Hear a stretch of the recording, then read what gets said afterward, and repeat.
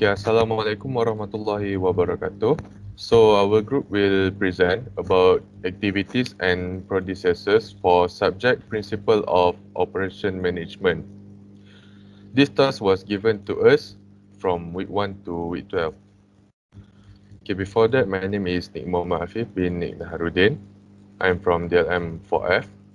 Okay, for the management plan, our objective in finishing up this project is to finish Principle of Operation Management assignment on week 12.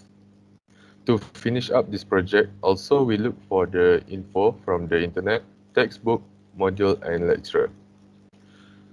Moving on to matrix organization, for the process strategy, I gather all the information. Then I pass it to Karunisa for the explanation. After that, Lokman will modify if needed. Lastly, Hafizal will do the checking for the answers. Next, design of goods. Karnisa will gather all the information. After that, I will do the explanation part. Then, Lukman will modify if needed. Lastly, Harith will do the checking for the answers. Thirdly, managing quality. For the information part, Hafizal will collect all the information. Lukman will do the explanation part before pass it to me whether I need to modify the content or not. Lastly, I will pass to Karenisa for the checking. For the last part, which is layout strategy, Lokman will gather all the information. Then he will pass to Hafizal for the explanation part.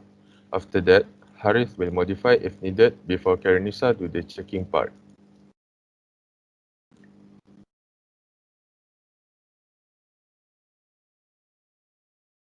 Okay, Assalamualaikum. My name is Muhammad Haris Irfan.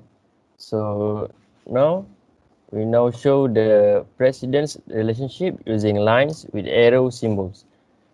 The arrow from activity start to activity A, which is discussion and divide tasks. In similar fashion, we draw an arrow from start to B, which is a planning and research. So A comes before C, that we start to consult our group members, and B comes before D, where we collecting our information and study research for this activity. So from E, where we start working on essay reports, we cannot begin until both C and D are completed. So working on slides and video, which is F, we cannot begin until D is completed. So C dummy activity is introduced in AOA. So lastly, E and F must be both completed until before G to be submission and presentation of this task. Thank you.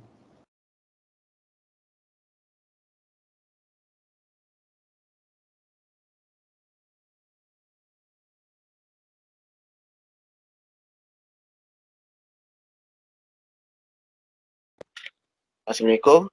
My name is Muhammad Afizal Alfian bin Harizam. I will presenting about the critical path analysis. So for the activity A, which is discussion and divide task, the weeks that need to immediately predecessor is 1 week. Next is activity B, which is planning and research. So for the immediate predecessor is 2 weeks. For the C is consult group member, which is need 2 weeks. And for the activity D, collecting information and supply research also need 2 weeks. And for the activity E, start working on essay report uh, also 2 weeks. And F, working slide and video, 2 weeks of intermediate predecessor. And for the last one, submission and presentation, that's need 1 week. So for the total time or weeks that we need is 12 weeks. That's all. Okay. My name is Muhammad Luqmanul Hakim bin Muhammad Isri. I will talk about ESEF. So basically, it means forward phase. It begins at starting event and work forward, which means we do the task in beginning after get the assignment and due date. So it can save time and complete the task before due date. So in this slide, I will talk about how to calculate the ESEF. So in activity A, we start in week 0 plus activity duration, which is 1 week, and we get uh, 1. So basically we use V point downwards, which means 0 plus 1, we get 1. So it will continue with activity B, C, and D. So in activity E, we choose uh, how to get activity E punya early start. We choose the highest, latest finish, uh, activity C or D. So we choose 4 for the early start for activity E. So the total is 6 and continue to activity F. So basically, if we use this uh, method ESEF, we can finish our assignment in week 7. So this is ESEF Gantt chart. I take from previous slide in that circle. So in activity A, discussion and divide task, we will start in week 0 until week 1, and it's continue until week 3. So week in activity D, collecting information and apply decisions, uh, we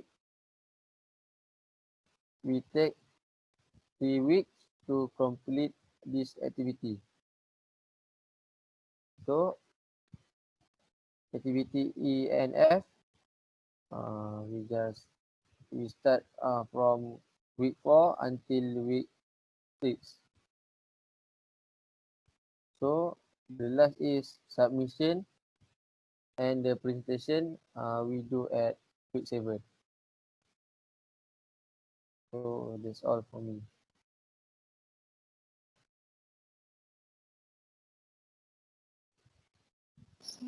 Assalamualaikum warahmatullahi wabarakatuh. My name is Nurul Karnisa binti Mamar Idarajan, and I will present about LSLF.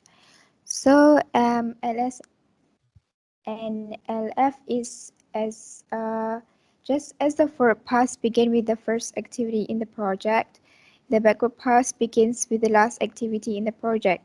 For each activity, we first determine its LF value, followed by its LS value. The following two rules are used in this process.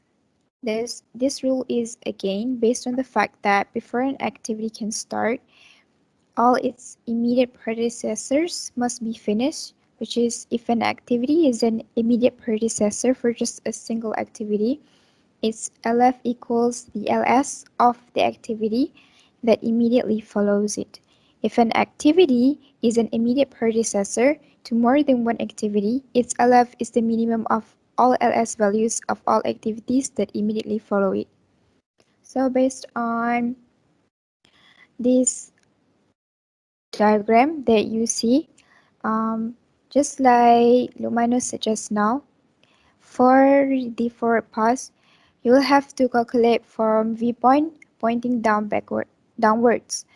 But for backward pass, the calculation will be pointed upwards, viewpoint of upwards like this. So starting from activity A is from 1 from the backwards of G.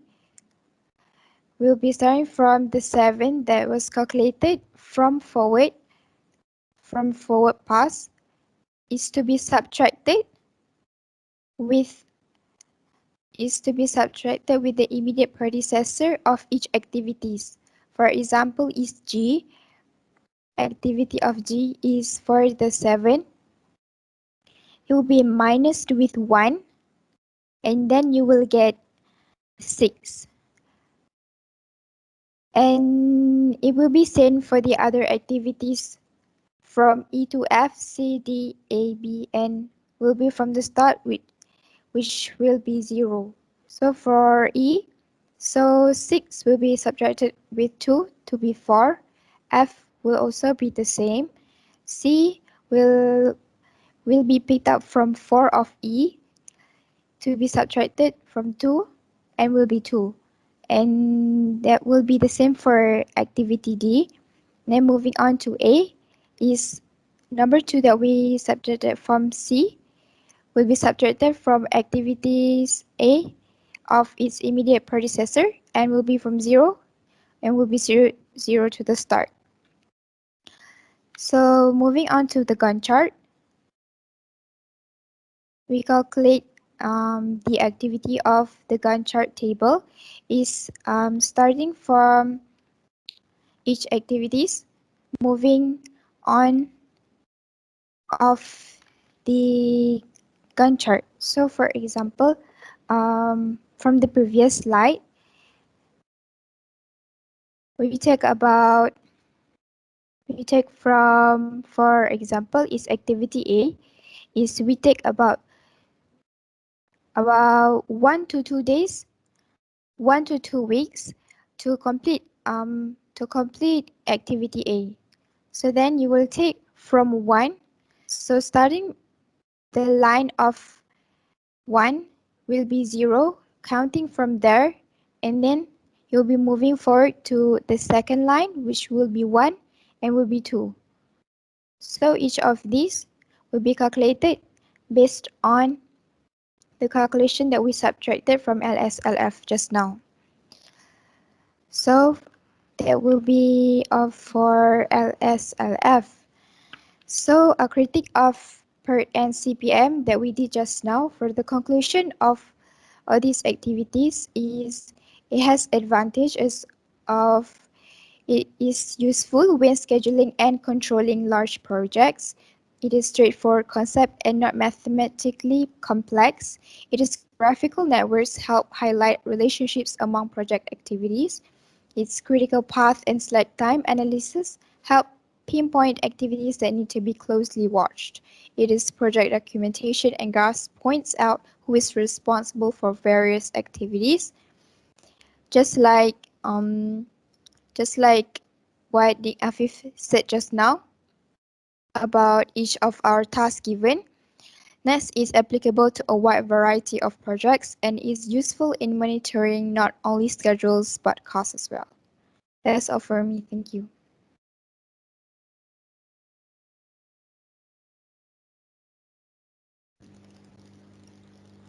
Okay, lastly, for control and monitor, the leader will make sure each work process are checked and have been agreed by all members.